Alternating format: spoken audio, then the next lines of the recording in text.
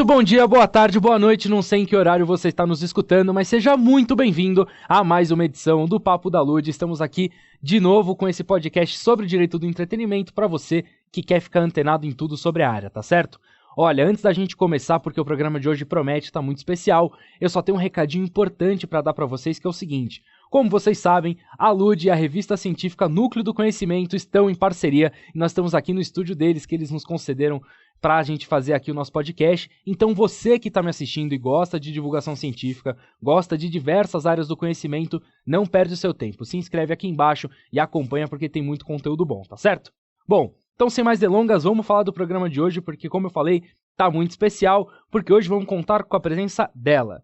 Bacharel em Direito pela Universidade Federal de Santa Catarina, pós-graduada em Propriedade Intelectual, Direito do Entretenimento e Mídia pela Escola Superior de Advocacia da OAB, perita judicial na área da propriedade intelectual, pesquisadora pela Universidade Federal do Paraná no Grupo de Estudos em Direito Autoral e Industrial, foi secretária-geral da Comissão Especial de Mídia, Entretenimento e Cultura da OAB, colaboradora na Comissão de Estudos de Mídia e Entretenimento do Instituto dos Advogados de São Paulo, membro da Comissão de Direito da Inovação, Propriedade Intelectual e Combate à Pirataria na OAB de Santa Catarina, membro da Comissão Especial de Mídia, Entretenimento e Cultura da OAB de São Paulo, atuou na Condzilla, Aurora Filmes e TV Cultura como advogada e ficou um monte de coisa ainda de fora do currículo, então o currículo extenso dela, que é uma honra que esteja aqui. Ana Paula Borges, muito obrigado, seja muito bem-vinda e muito obrigado por aceitar o nosso convite. Pedro, nossa, fiquei até emocionada, né? Tem coisas assim que a gente olha para trás e deu trabalho, né, chegar aqui, mas obrigada pelo espaço e vamos aprender juntos, discutir aí os pontos na área de direito do entretenimento. E queria justamente começar por isso, né? Porque a gente vê o currículo extenso, tudo mais, e até mesmo achei bárbaro o comentário, né? De olhar para trás e ver quanta coisa foi conquistada, que entendeu de onde começou o contato com o direito do entretenimento, porque a gente sempre bate aqui na tecla, é uma área inovadora, é uma área que ainda tem muito espaço de crescimento e não é muito comum. Né, a gente é um pouco raro ver o advogado, a gente tá tão acostumado a ouvir falarem no direito, né, das áreas tradicionais, do penal, do civil, e de onde começou, de onde veio essa aproximação com o direito do entretenimento? Legal. Os meus pais eram artistas, então eu sempre vivi bastante na área artística, né? Mas além do lado bonito da arte, a gente também vê os problemas, né? Então a minha família teve bastante dificuldades financeiras, né? E quando eu estava escolhendo o que eu ia estudar, né, no vestibular, eu estava entre 3 cursos. Um era História, eu gostava bastante de História Antiga, Cinema, já relacionado a essa questão da arte, e Direito, né? Direito, também por conta de ter uma estabilidade financeira, e é um pouco assim, acho que o Brasil tem essa coisa de estudar o tradicional. Agora com essa questão de startup, né, inovação, acho que abriu um pouco, mas era uma coisa meio padrão, né, na minha época, escolher um dos 3 ali, ou era medicina, ou direito, ou engenharia, né, acho que massivamente as pessoas acabam se formando. As bolas de segurança, né? Assim, aquela coisa que não vai dar errado, né. Então, já tendo esse histórico dos meus pais, que eram artistas, meu pai era artista plástico, pintava quadros. Justamente isso. E a minha mãe era cenógrafa e figurinista, ela trabalhava numa fundação cultural. Então, acabei indo por o menos arriscado, né? Eu gostava, gostei muito da faculdade, várias matérias me atraíram. A área civil, acho que de tudo foi o que eu mais gostei. Mas não tinha nada, que dava aquela paixão, sabe? Aí eu primeiro comecei a estudar um pouco sobre direito ambiental, que também achava diferente, né? Questão de proteção, né, no meio ambiente, acho que é algo que também chama bastante atenção de todo mundo. E mais pro final da faculdade, aí eu fiz um TCC sobre patrimônio cultural, né? Já fui puxando ali para a área cultural. Só que eu achava que o patrimônio cultural era muito acadêmico, era muito voltado para a área pública. Sim.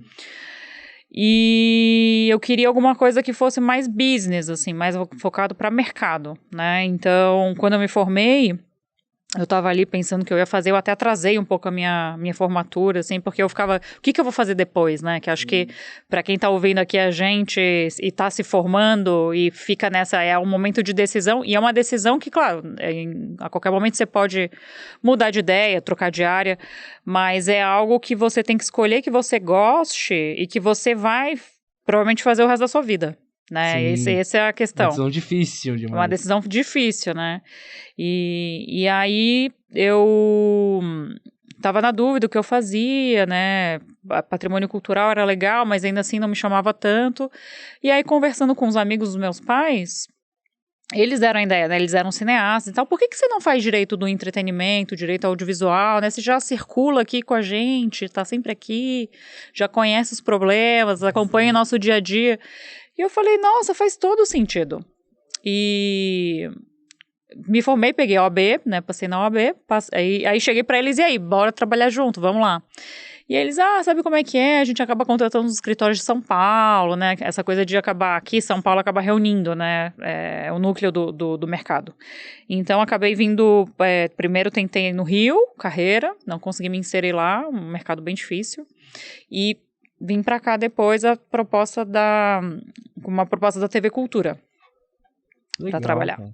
E eu queria, até pegando assim um pouco da história, Bárbaro, inclusive, queria entender assim, você estar presente com o dia a dia de artistas antes e depois do direito. O que mudou na sua concepção?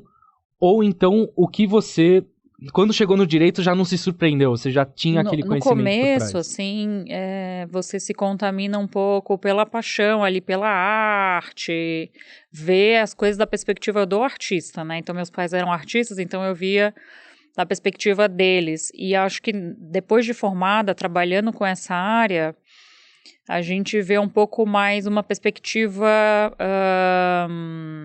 de cadeia, assim, de mercado, sabe? Porque acho que tudo, assim, num negócio, uma negociação, tem que ter um equilíbrio, né? Eu acho que o direito vem para isso também. Acho que até tem uma pergunta mais para frente que a gente vai falar um pouco mais sobre isso. Que, por mais que no começo da cadeia o artista ali seja uma parte um pouco hipossuficiente, né, na negociação, é uma conta que precisa fechar, sabe? A conta precisa fechar. Então, agora, ainda mais com a inteligência artificial, essa conta se mexeu um pouco ali a questão dos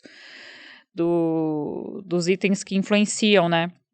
Então, eu acho que foi legal, porque eu tive esses dois pontos de vista, né? Eu tive o ponto de vista do artista, que realmente passa bastante dificuldade, mas o mercado também tem as suas dificuldades, né? Assim, tá difícil para todo mundo, digamos assim, não é fácil para ninguém. Então, o mercado ele também precisa se sustentar, né? Então, acho que o papel da gente como operador jurídico é justamente tentar o tempo inteiro reequilibrar essa balança. Isso, eu ia perguntar justamente nesse ponto, porque o jurídico, acho que ele é visto muito, às vezes, como o jurídico do não, né? Barra o criativo, impede as ideias, tudo mais. Como encontrar esse ponto de equilíbrio, assim? Gostei da palavra do equilíbrio, justamente. Onde encontra esse meio termo para que você não barre a ideia, mas você talvez sugira uma alternativa? Sim, interessante. Eu acho que o meu papel como operador do direito é viabilizar negócios, né? Porque saber a lei, ainda mais agora com inteligência artificial, todo mundo vai saber. A questão é justamente você, né? Quem está ouvindo aqui a gente você sempre trazer soluções, né? Porque os problemas é o que a gente mais tem. Vão aparecer espontaneamente. Saber a lei, saber que pode ceder, que não pode ceder, que o direito moral, o direito patrimonial, né? Então, isso até, né, já dando a dica, eu acho que o nosso diferencial como ser humano é a criatividade para achar soluções, né? Para saber o padrão, isso vai ser eliminado e vai ser engolido pela inteligência artificial, né? Então, acho que o diferencial de um profissional nessa área é soluções criativas e viabilizar produtos, negócios, né, produções. Você acha que o direito do entretenimento, ele de alguma maneira, nessa tentativa, né, de não sofrer menos riscos, mas ao mesmo tempo entender que há a possibilidade de um impeditivo legal, você acha que ele circula numa área cinzenta? Tem a questão também de uma decisão comercial, tá? O que a gente vê às vezes uma decisão comercial não necessariamente vai de encontro ao que a lei fala. Às vezes existem decisões comerciais que vão contra a lei, porque comercialmente é interessante. Então a gente vê... É muito comum? Utilização de sample, né? Você vê vários casos de utilização indevida de música. Às vezes, comercialmente, faz sentido para o negócio e contra a lei, né? Claro que eu não deveria estar falando isso, mas é uma decisão comercial. Eu acho que cabe ao operador do direito aconselhar, né? Mostrar os riscos, mostrar os problemas, mas a decisão é sempre do cliente. Perfeito. Assim. A sua parte você fez. Exato. E pro artista, pensando com a cabeça do artista, qual você entende que são os cuidados mais importantes que eles precisam tomar hoje em dia? E ainda mais, né, já aderindo aqui também à questão da IA, do ambiente digital, entendendo ainda mais esse cenário como novos riscos pro artista. Eu acho que, primeiro de tudo, se organizar. Eu acho que a área de entretenimento tem muita desorganização, né? Quando os problemas aparecem, é que tentam remediar, né? Tem uma organização de você fazer tudo antes, você fazer tudo com antecedência, você ver a viabilidade das coisas antes e não só depois que já tomou a decisão comercial de fazer. Então, ter uma organização, se precaver, né? Consultar profissionais especializados, né, para você se aconselhar, ver isso também como um investimento, não como um custo, né? Eu tive um caso recente no escritório que, assim, se tivesse feito um contrato bem feito, estava tudo solucionado, sabe? Virou uma bola de neve, um contrato mal feito, aí chegou um processo que o escritório já não fez muito bem a peça inicial e virou uma bola de neve. Chegou num ponto que não tem mais... Pra lá na frente arrumar... Pra lá na frente arrumar, a gente não faz milagre, né? Perfeito. É que nem a gente... Tem gente que acha que sim, né? Advogado não faz, a gente tem as nossas limitações, né? Então, assim, chegou um ponto desse caso que não tinha mais o que fazer, assim... E a pessoa ficava trocando de advogado, cada nova fase do processo trocava de advogado, assim, não existem milagres, né? Então, se você começa bem feito, a possibilidade de dar certo aumenta, não deixar para ver se vai dar certo, ver se, agora a gente vai olhar com mais atenção quando o negócio já está desenrolando, quando o negócio já aconteceu. Então, se preparar para fazer certo desde o começo. Perfeito. E você sente que, de alguma maneira, os artistas têm resistência a isso? Ou então... é um perfil que vai mudando, porque às vezes a gente fica com a impressão, assim, até conversando com outros advogados, às vezes chegamos um pouco assim nesse ponto de que tem muito artista que às vezes acha, não dá a devida importância, ou você percebe que existe um perfil mudando quanto a esse cuidado. Eu acho que com a internet, a disseminação de informação sobre propriedade intelectual, direitos autorais, e até alguns problemas que as pessoas têm enfrentado em plataformas de conteúdo, rede social, acaba educando, né? Acho que as pessoas estão se educando cada vez mais com relação à conscientização da propriedade intelectual, direitos autorais, uso de imagem. A gente tem visto muitas notícias também, não sei se é uma coisa porque agora eu trabalho com isso, mas sempre tem uma notícia sobre, tem né? Inclusive recente agora, uma campanha publicitária no YouTube em que um influenciador fez um vídeo quase idêntico do outro, assim. E aí eu tava vendo um outro influenciador comentando e ele fala, não, os caras não sabem ler contrato. Eu falei, caraca, os caras já tem essa preocupação, e assim, molecada, pessoas mais jovens, assim, bem interessante. Que, assim. né, há 30 anos atrás nem se fazia contrato, né? Se bobear não tinha nem advogado. Porque imagina, os advogados hoje, que são bem-sucedidos nos seus aí 45 anos, mais ou menos, na época que eles estavam começando a trabalhar com isso, sequer tinha pós-graduação, né? Eles aprenderam fazendo, né? Os negócios, as negociações. A lei também é super recente. Então, isso, na raça. Então, acho que gradativo. Então, imagina, não tinha nem pós-graduação disso, né? Então, eles aprenderam fazendo. E também, eu acho que a questão de tudo ser no físico, antigamente, né? Era CD, era fita para você é numa locadora, acho que, né, hoje em dia é impensada a figura da locadora. Então, como era físico, a circulação das obras era mais limitado, né? Agora que existe muita circulação, os problemas aumentaram e com isso a conscientização das pessoas e o conhecimento com relação à proteção de direitos autorais e propriedade intelectual ficou mais disseminada. Esse ponto, né, de entrar no quão fluido é hoje, né, em redes sociais, às vezes você posta um conteúdo, um stories hoje, tem publi em stories, ela fica 24 horas só no ar, depois já some. Quais são os cuidados, ou então, pelo menos as preocupações que o influenciador precisa ter hoje ao fazer conteúdo nas redes sociais e querer monetizar esse conteúdo? Seja com publicidade, seja com a própria monetização, às vezes, do YouTube, etc. Quais são os conteúdos principais juridicamente que ele precisa? Eu acho que o ponto central da questão da publicidade é a boa-fé. Né, você realmente demonstrar que aquilo é uma publicidade, ter um respeito com o público. E também, eu tenho alguns clientes influenciadores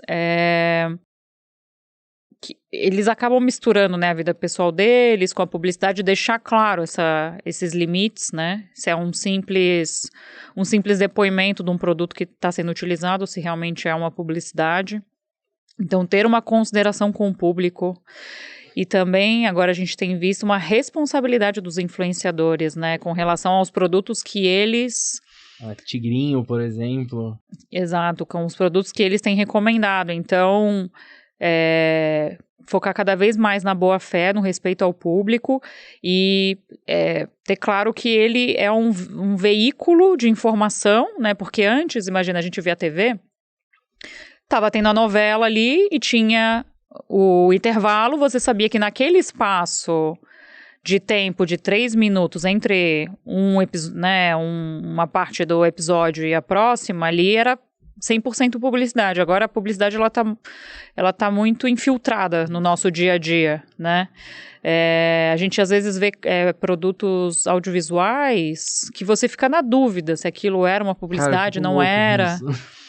E até, assim, uma coisa que tem me chamado a atenção que eu até vi esses dias um vídeo que é a utilização de cases, assim, como que a Netflix, né, vendeu, como a Netflix virou a chave, utilizar cases de sucesso de outras empresas, outras pessoas para vender o seu produto, assim... Né? Eu faço algo parecido. Olha só, eu vou te vender a ideia que o Netflix...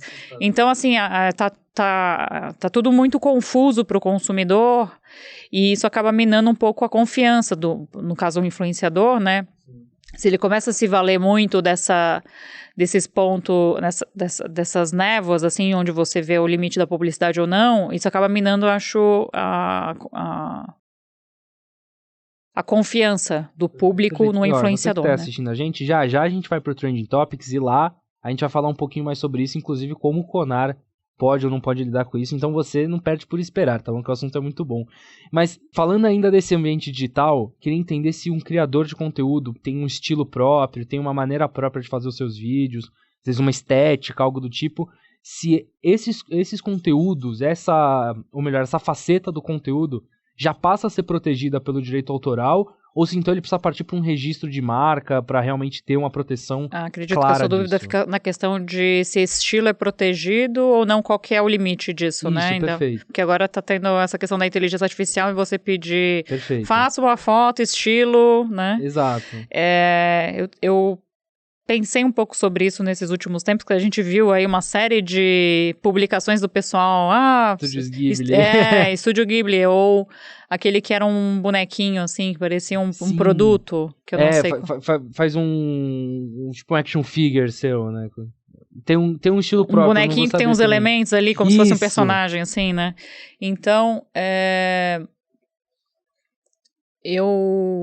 eu pensei um pouco sobre isso e acredito que como essa questão do estilo, né, que não tem proteção, né,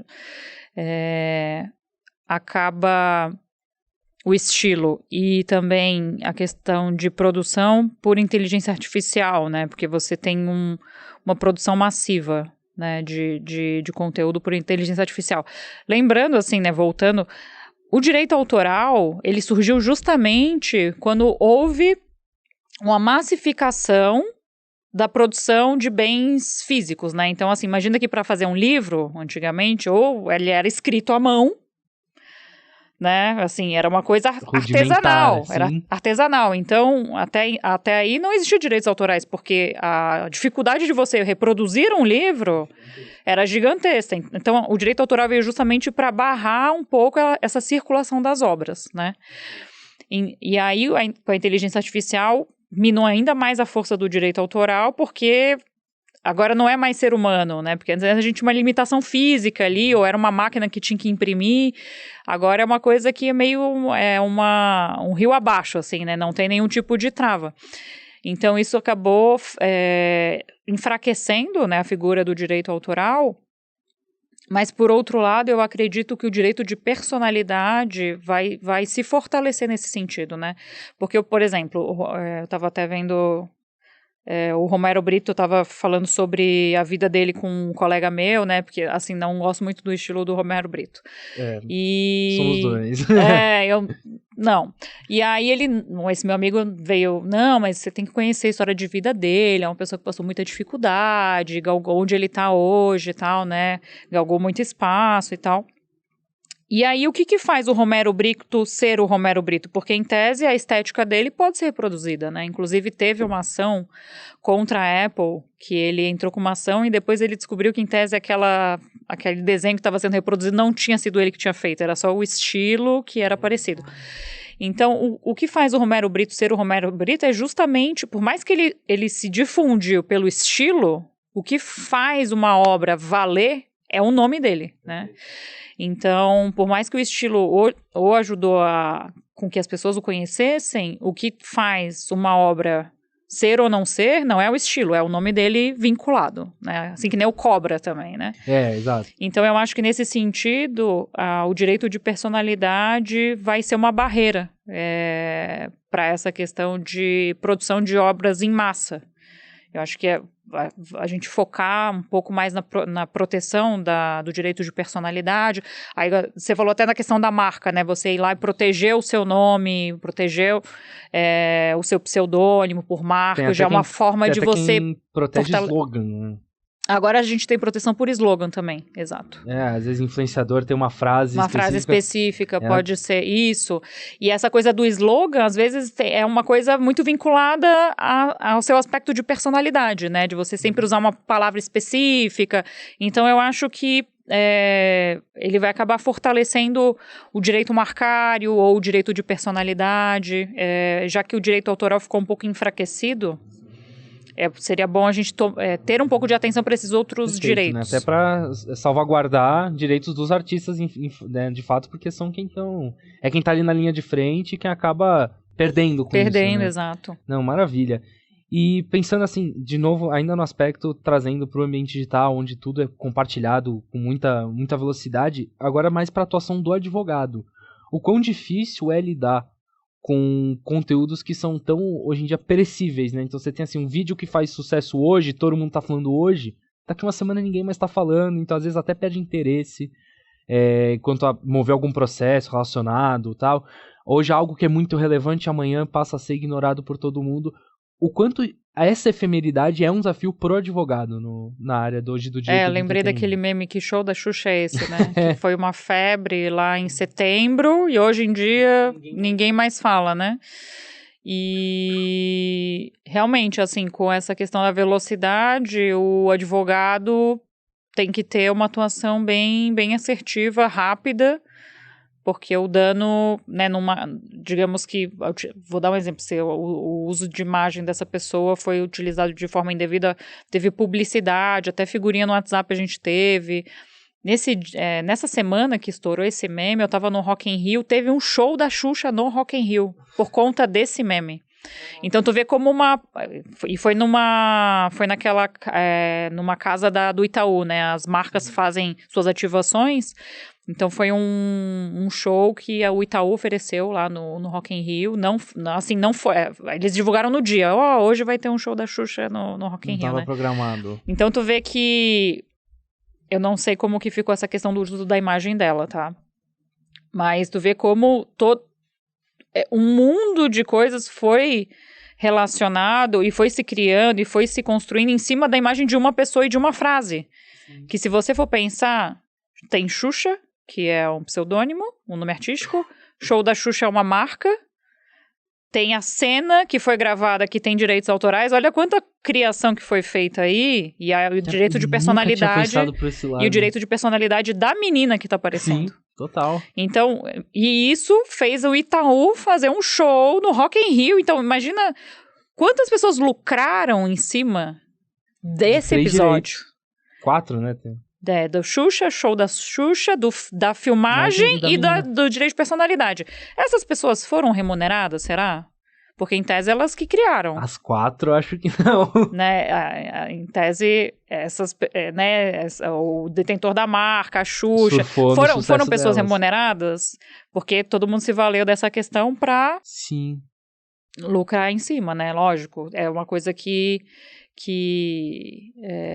tava aí em alta e todo mundo se valeu, que nem o show da Lady Gaga agora que foi essa semana. Nossa, você abriu o Instagram, era show da Lady Gaga, a Lady Gaga, qual foi a história da Lady Gaga, então... Teve marca pagando sósia pra andar na rua, teve acho que se eu não me engano a Disney colocou o boneco do Stitch.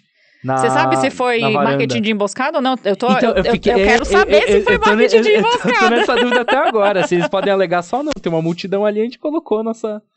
Mas eu não sei, às vezes o próprio hotel, por exemplo, pode ter algum direito, porque estão usando a fachada deles pra fazer publicidade. Exato. Então, assim, é muito legal. Você vê como é a mente de especialista, né? Ela já pegou 4 direitos diferentes. Stick, né? O nome do... Isso, do filme personagem. Da Lilo Stitch, não é? Stitch. Isso. Ah, tá. Então ele apareceu lá na sacada e também passava nesse dia, né, uns 2 dias antes do show, eu tava na praia lá, ficava passando no Rio, tem uns aviões que passam com publicidade, e toda hora passava, Mother Monster, ficava, né, tentavam não utilizar o nome dela, mas se valiam de termos que ela utilizava para se vincular ao show que estava em alta na época, né? E qual é a razoabilidade? Qual é o limite do quanto eu posso me apropriar da estética, de referências de um artista para fazer uma publicidade? É a pergunta de milhões, né? Essa é a pergunta de milhões. Tem que ver caso a caso. E ainda bem que existem essas perguntas e essas dúvidas pra gente ter trabalho, né? Pra poder responder. E pra publicidade poder também testar um pouco esse limite, né? Tem pressão dos dois lados, exato. Legal. Ó, vamos pro nosso segundo quadro aqui, que é o Trending Topics, onde a gente pega alguns assuntos que estão em alta no momento, então algumas notícias, informações, e a gente vai falar um pouco sobre elas. Uma que eu prometi aqui pra vocês mais cedo foi justamente pra gente falar como o Conar tá lidando com os influenciadores, com a publicidade no ambiente digital. E é o seguinte, fica inclusive a indicação, porque a Ana ela tem um artigo já de 2020, o artigo, se eu não estou enganado, onde ela fala se a internet minará a força do Conar, a pergunta que fica naquele artigo, mas eu quero saber hoje, 2025, 5 anos se passaram, teve pandemia, a gente mudou completamente nossa maneira de consumir conteúdo digital, entrou o TikTok aí como esse gigante que ele é hoje. Como você enxerga essa disputa entre Conar e a publicidade nos ambientes digitais? Pode tomar o tempo que quiser. Foi um pouquinho, acho, do que a gente falou, né? Que cada vez mais a publicidade se confunde com o dia a dia e com a fluidez. Como a gente também falou da questão num story valer 24 horas. Como é que eu vou fiscalizar todos os stories de todos os influenciadores para ver se um produto que apareceu, se esse amendoim que está aqui é uma publicidade ou um product placement desse podcast, né? Então, eu acredito que a quantidade de produção de conteúdo acabou, de fato, enfraquecendo a fiscalização do Conar, né? Porque ficou inviável, né? O volume de conteúdo. Mas, ao mesmo tempo,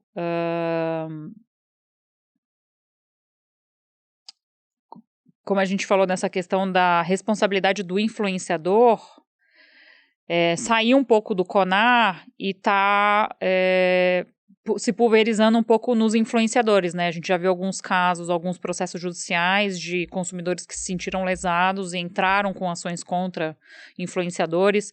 Então, é um pouco do que a gente falou no começo, assim, tem que ter um equilíbrio, né? Senão a balança vai pender para um lado e o mercado, ele naturalmente acaba se reorganizando, né? Então, antes era algo que não existia, né? Essa questão de responsabilidade do influenciador. Então, sim, acredito que a internet enfraqueceu um pouco a atuação do CONAR. Por outro lado, o mercado se reorganizou e acabou jogando um pouco para os influenciadores por conta própria. essa responsabilidade, porque senão acaba que quem é onerado é o consumidor. Exato. Né? Não, fantástico. E eu gostei muito da gente entrar no tema do product placement, né? Que é esse termo que é tão difícil de falar, mas basicamente é a inserção do conteúdo publicitário. Porque hoje a gente tem música com nome de bebida, a gente tem nome de carro numa música e aí a marca vai querer uma propaganda com aquela música. Eu queria entender dos dois lados. O quão viável é uma marca pedir uma produção artística para a sua marca e vendê-la como arte, não como publicidade, com problemáticos pode ser. E depois a gente abordar o outro lado, que é também uma marca ver, você está falando da minha marca na sua arte. Vamos fazer uma parceria? Ou então, me paga? Eu queria entender dos dois lados como funciona. Bem, trabalhei na Condzilla e aí a gente fazia alguns clipes também que eram, assim, tinha product placement, eram às vezes até encomendados por marca, tanto o clipe como as músicas também, né? As marcas, elas têm se valido muito de outras formas de comunicação para chegar no público, né? Porque acho que a gente está cada vez sendo mais e mais bombardeado por publicidade, então a gente naturalmente não quer ver, né? É que nem Instagram, você tá vendo ali, tá sendo bombardeado o tempo inteiro por anúncio, então a gente tem uma postura de cada vez mais evitar ficar consumindo esse tipo de conteúdo, porque é um conteúdo que te induz uma coisa que em tese talvez você não queira, né? E aí a questão de utilização de marca, a gente vê, às vezes, sem ter nenhum tipo de autorização. A gente teve uma música da Barbie, né? Sim, teve. Que não teve nem, em tese não era uma publicidade, foi até um uso indevido. Acho que a Mattel entrou com uma notificação, um processo, enfim. Acho que aí foi o contrário. Em tese, o artista quis dar uma surfada em cima da marca para se promover, né? Mas a citação de marca, em tese, ela não tem se você citar uma marca, não é um tipo de infração, né? Então, você citar numa música não seria um problema. Mas, às vezes, no caso dessa música da Barbie, era o tema principal da música, né? Então, fica difícil de fugir, que tá quase uma questão parasitária. Mas uma simples citação, em tese, não tem nenhum problema. Mas a marca sempre vai ter o cuidado também de onde que a marca dela está sendo veiculada, se está sendo tem algum tipo de essa preocupação das marcas também, acho que com quem ela está se vinculando, quem é o artista que está falando, né? E traz mais responsabilidade ainda, né, para o influenciador ou para o artista de como ele gera a própria imagem. Também. Teve um caso do Felipe Neto que ele fez como é que é? Esses vídeos que eles abrem assim, tipo um recebido assim, mas era... unboxing. Unboxing, isso. Teve um caso que o Felipe Neto ele fez um unboxing de abrindo 100 Kinder Ovos e vendo o que tem dentro dos 100 Kinder Ovos. Aí acho que na época o Kinder Ovo entrou com uma questão... não, mentira. O CONAR recebeu uma denúncia, né, com relação que era talvez um product placement ali transvestido de unboxing, né, mas em tese o Kinder Ovo não tinha nenhum tipo de vínculo, foi um vídeo que ele foi espontâneo, mas é justamente essa questão de quando a marca é maldita, né, se maldizem a marca, ela está sempre atenta. Mas quando ela se promove, aí ela fecha os olhos. Então, também nesses casos, a marca tem que ter um cuidado. Não é assim fazer vista grossa quando ela se promove, quando ela está se não está se beneficiando, aí ela toma algum tipo de E atitude. você acha né? que o CONAR tem alguma resistência ou então algum pé atrás em interferir em produtos artísticos? Justamente, né? A gente fala, por exemplo, vou dar um exemplo aqui de uma música do MC Ariel, que é Maçã Verde, que é onde ele fala, a música gira um pouco em torno da Jack Daniels de Maçã Verde. E aí vamos supor que isso é entendido como uma publicidade para Jack Daniels. Você entende que o CONAR tem alguma resistência de tentar interferir numa obra musical por não entender que ela é uma publicidade, por não querer, quem sabe, sair da própria área de domínio? Acho que fica difícil para eles, né, para a questão da atuação, porque daí acaba indo um pouco na questão de liberdade de expressão e liberdade artística. Verdade. Acho que fica difícil, Abre um precedente, talvez, né? Porque daí como é que fica a liberdade de expressão e liberdade artística, né? Porque em filmes, às vezes, a gente vê muito, né? Às vezes tem a cena de perseguição de carro, fica lá, logo da Chevrolet, por 3 minutos na sua tela. Mas isso já é observado, isso já é mais... É mais, como pode dizer? É mais senso comum, talvez, que as pessoas saibam que isso é um acordo, que isso é um contrato, que tá ali, tem uma relação comercial por trás. Acho que na música é um pouco novo, né? Sim. É muito comum. Agora, pro outro Trending Topic que a gente separou, a gente ainda vai falar de ambiente digital, mas é uma pesquisa da Nielsen que eu achei muito interessante, porque o Brasil é o primeiro no mundo, entre todos os países do mundo, o Brasil é o que tem mais pessoas que se dizem influenciadoras digitais no Instagram. São 500 mil influenciadores digitais no Instagram. Lógico, a gente não tá falando de 500 mil famosos, a gente tá falando de 500 mil pessoas que se definem como influenciadores digitais. E eu gostei muito que você tocou no ponto da responsabilidade do influenciador, porque a gente fala muito de o cuidado que ele tem que tomar, de não vai fazer um conteúdo tal, mas agora eu quero saber de responsabilidade, o que ele tem que antever do conteúdo dele, até pensando em como isso vai ser recebido pelo público. Tem aquela frase de com grandes poderes vem grandes responsabilidades. Responsabilidades com os outros e com ele mesmo, né? Quanto mais um influenciador ele vai crescendo, né, na carreira, vai tendo visibilidade e reputação, a queda também é grande, né?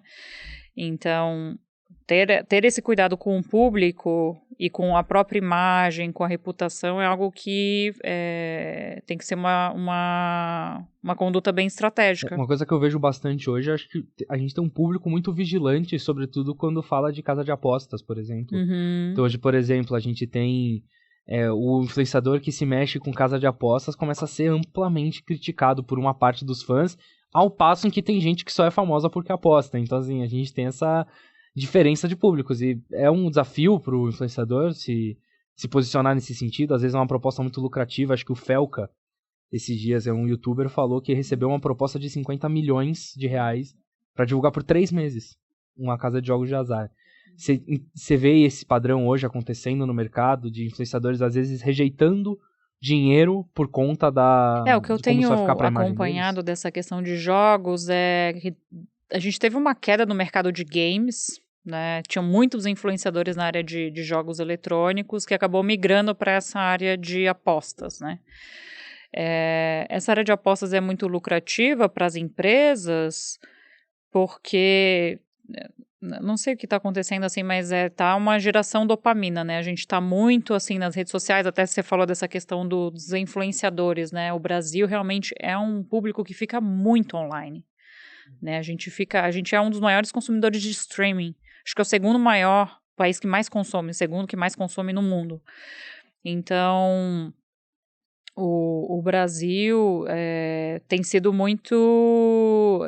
Tem sido um foco, assim, na área de entretenimento, né, e consumo digital.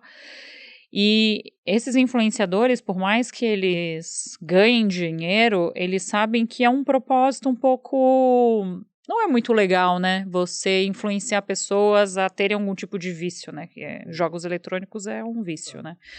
Então, por mais que eles ganhem dinheiro, eu acredito que eles tenham essa noção de que o trabalho deles tem que ter um propósito também, né, e algumas pessoas ficam meio balançadas por conta dessa questão que são valores muito altos que têm sido oferecidos para esses influenciadores.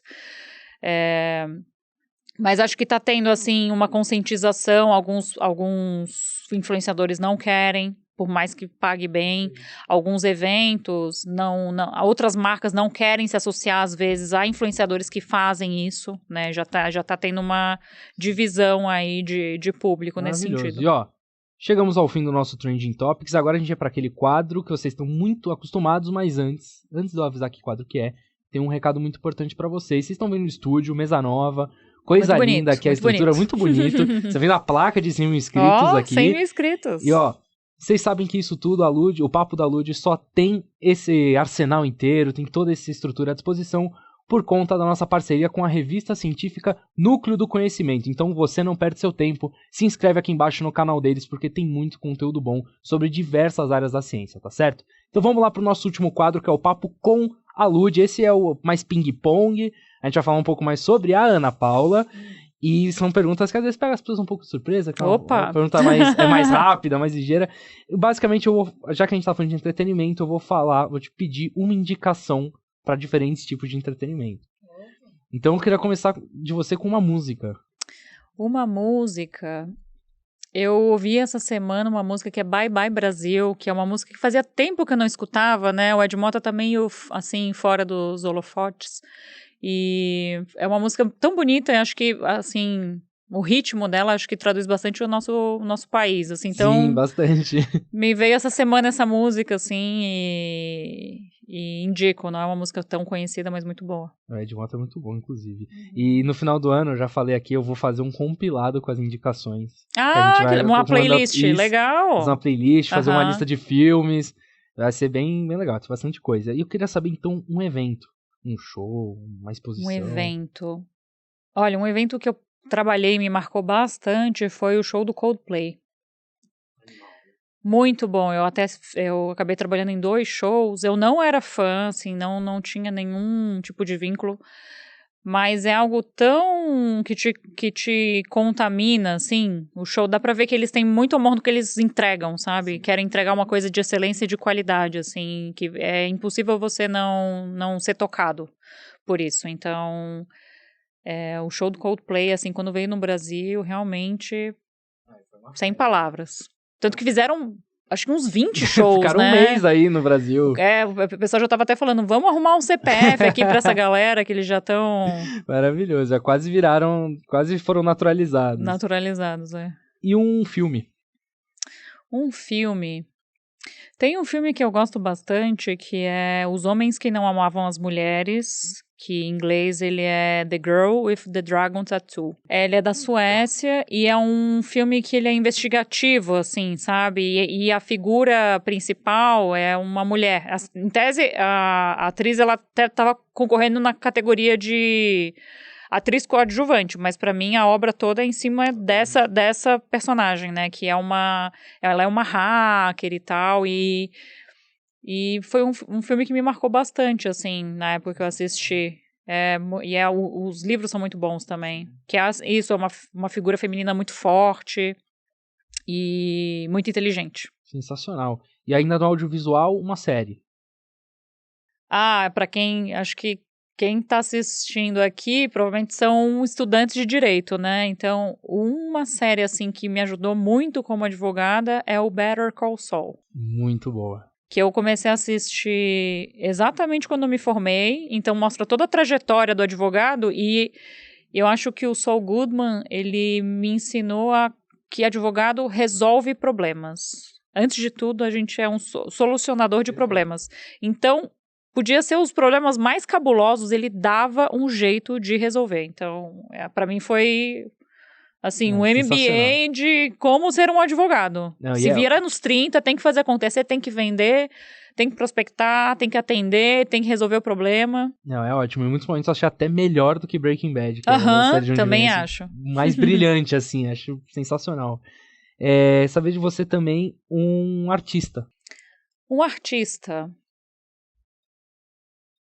eu acho que ele não é bem artista, mas ele começou como artista, né, que eu indicaria o Conde, né, Conrad da Condzilla é uma pessoa que me inspirou muito, que participou muito do que eu sou hoje, me ensinou a ser empreendedora, me ensinou que advogado tem que saber vender também, tem que ter outras habilidades, não só saber a lei e saber registro de marca ou fazer um contrato. É uma pessoa que abriu muito a minha cabeça e ele foi um marco na área de entretenimento de streaming, porque ele... Antigamente, né, as gravadoras, elas encomendavam clipes para impulsionar um fonograma. E ele veio um pouco para quebrar o mercado da música, porque antigamente as gravadoras encomendavam esses clipes e detinham a propriedade desses conteúdos. E ele chegou no mercado e falou, não, eu não vou ceder. E ele é muito irredutível nisso, eu acho muito legal, que ele tem uma postura muito firme e isso fez com que isso virou um precedente para o mercado dali em diante, sabe? Então, claro, sofreu muito, né? Tomou muito na cabeça, teve prejuízo. Nossa, participei de vários negócios que não foram para frente justamente por ter esse posicionamento. Mas é isso que eu acho que o advogado nessa área tem que ter um pouco isso também da repercussão do trabalho dele no mercado de entretenimento, quando uma cláusula abusiva começa a ser inserida no mercado, que a gente começa a ver, assim, quer ver um exemplo? Esses dias eu estava analisando um contrato que agora a gente tem um pouco da questão, assim como a gente tem na música o ECAD, né, que recolhe a execução pública, a gente está tendo agora uma organização para a questão de audiovisual, né, para ter um recolhimento sobre exibição pública. Porque o que acontece? O mercado está desequilibrado, está muito em cima o streaming está ganhando muito dinheiro e não está remunerando essas pessoas daqui do começo da cadeia. Então está tendo uma movimentação com relação à remuneração por exibição pública. Por play, os artistas também receberem, como já acontece na música. Então, esses dias eu estava vendo um contrato, acho que foi do TikTok, não me lembro qual que foi a plataforma, que tinha no contrato uma questão que eles queriam que o artista que estava assinando, se em algum momento ele pudesse impedir essa questão do recolhimento de exibição pública, que ele se manifestasse contra, né? Alguma coisa nesse sentido, assim, não se associar a questões que influenciasse o recolhimento por exibição pública. Então, tu vê que era uma cláusula meio estranha num contrato, mas que estava querendo que essa balança continuasse desequilibrada, né? Então, você ter esse feeling, você ter essa malícia do seu papel como transformador social de um advogado de entretenimento para que essa cadeia se equilibre, né? Que não onere ainda mais o artista e, nesse caso, né, onerar o artista e deixar a balança desequilibrada para o lado das plataformas. Perfeito, nossa, sensacional. E, seguindo agora, minha mais mídia física, um livro. Um livro? Eu vou fazer um merchan aqui. A gente lançou recentemente um livro sobre direito autoral e entretenimento, que foi escrito por 27 mulheres. A gente lançou o livro no Supremo Tribunal Federal, ele tem um prefácio do Barroso, né, o presidente da Suprema Corte, e ele está disponível no site da Sinergia. É um livro que reúne vários capítulos por várias áreas do entretenimento, várias visões. Então, a gente tem um artigo sobre true crimes, muito interessante, proteção de personagem, coprodução internacional, audiovisual. Tem um artigo meu sobre eventos ao vivo também.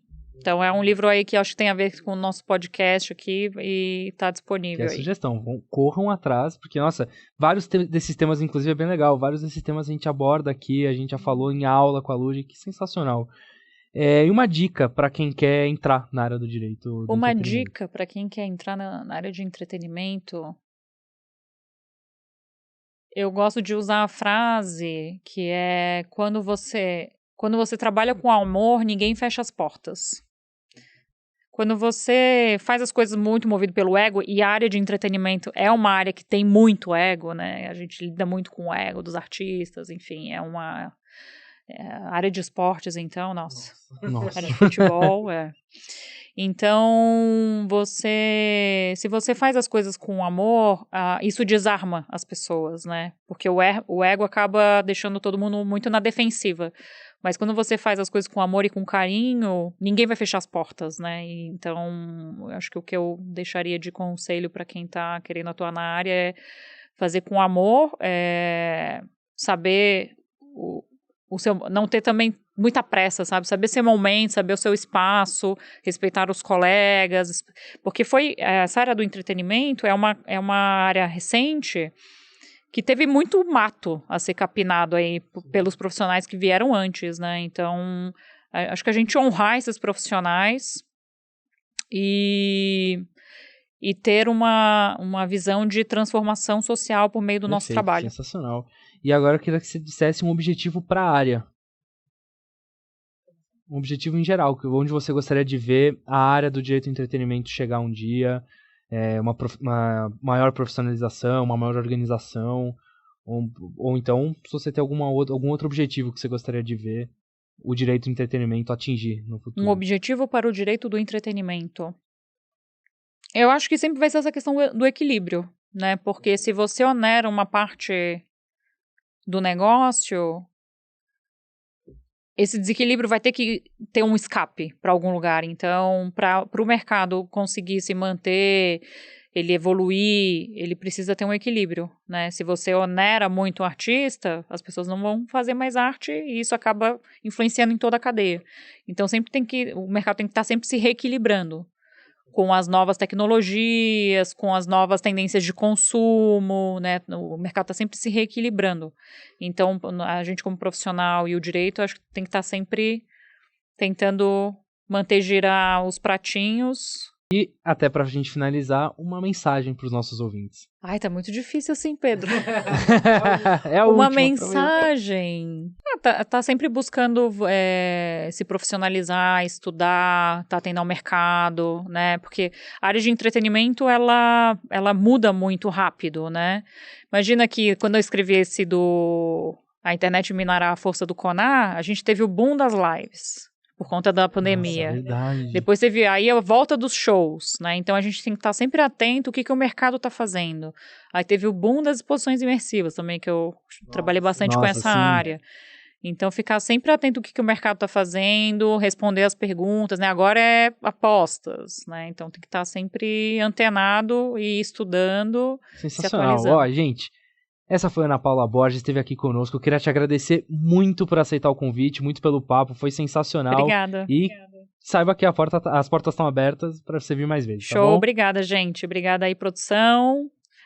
E Lud, é um prazer sempre poder contribuir e discutir sobre questões de direito do entretenimento. Obrigada, Pedro. Eu que agradeço. Gente, você que tá aqui até agora assistindo a gente, tá aqui nos escutando, eu te agradeço muito pela sua presença.